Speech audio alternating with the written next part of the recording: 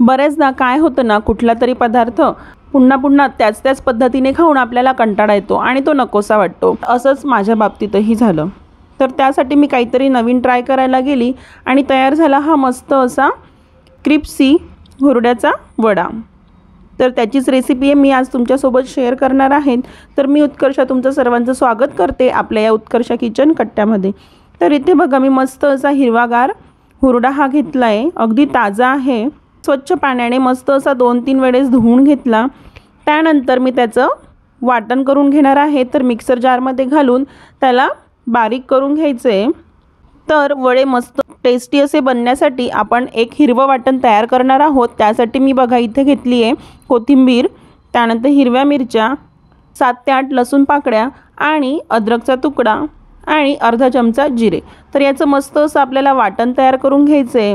त्यानंतर जे आपण बारीक करून घेतलं तर त्यामध्ये हे वाटण घालायचे आणि वरतून तीळ यामध्ये घालायची आहे। तर तीळ आपण हलकीशी भाजून घेतली आहे आणि यामध्ये मीठ घालून हे व्यवस्थित असं मिक्स करून घ्यायचे।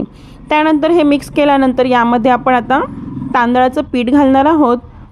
तर तांदळाच्या पिठाने आपले वडे हे मस्त असे क्रिस्पी बनणार आहेत आणि त्याला एक बाइंडिंग येणार आहे। त्यासाठी तांदळाचं पीठ घालून आपल्याला व्यवस्थित असं हे मिक्स करून घ्यायचे। त्यानंतर आपल्याला आता याचे वडे हे थापून घ्यायचे।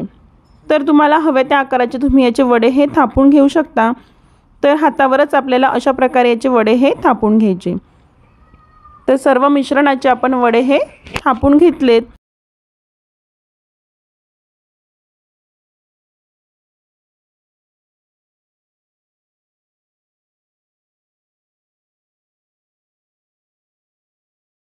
आणि तोपर्यंत मी गॅसवर कढईमध्ये तेलही तापत ठेवलं होतं। तर तेल बघा आपलं तापलं आहे। तर यामध्ये आपण आता एक एक वडा झाराच्या मदतीने सोडूया आणि मस्त असं याला तळून घेऊ। तर तेलामध्ये वडा सोडल्यानंतर अगदी लगेचच त्याला झारा हा लावायचा नाही आहे। वडा थोडा आपला वर आला की त्यानंतर त्यावर थोडं तेल हे वरतून घालायचं आहे आणि अशा प्रकारे मस्त असं तळून घ्यायचं आहे। तर अशाच प्रकारे आपल्याला सर्व वडे हे तळून घ्यायचे आहेत। तर हे वडे तुम्ही कुठल्याही छान हिरव्या चटणीसोबत खाऊ शकताय। पुदिन्याच्या चटणीसोबत, कोथिंबीरीच्या चटणीसोबत खायला अगदी मस्त असे लागतात। तर तुम्ही ही नक्की करून बघा आणि तुम्हाला आजची रेसिपी आवडली असेल तर लाईक करा, शेअर करा आणि आपल्या चॅनलला अजूनही सबस्क्राईब केलं नसेल तर चॅनलला सबस्क्राईब करा। तर भेटूया आपण अशाच पुढच्या रेसिपीमध्ये। तोपर्यंत बाय बाय।